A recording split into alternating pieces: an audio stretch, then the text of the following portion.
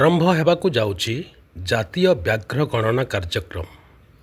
एही गणना रे देब्रीगढ़ अभयारण्य को सामिल करा जाइछि। गत 2 वर्ष रे देब्रीगढ़ रे व्याघ्र संख्या केते बढ़िछि ना कमिछि जना पड़िबो।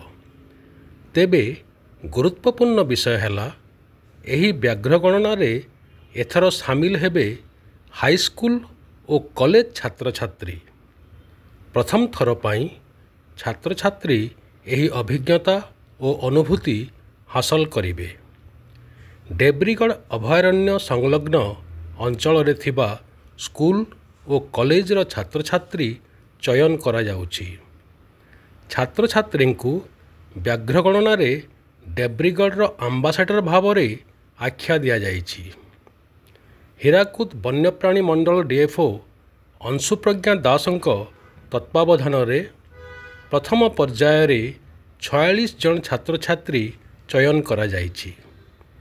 आसंता नवेम्बर द्वितीय सप्ताह रे देब्रीगढ़ रे व्याघ्र गणना हेबो बोली अंशुप्रज्ञा दास सूचना दैछंती। छात्र छात्री को एबे तालीम प्रदान करा जाउछि।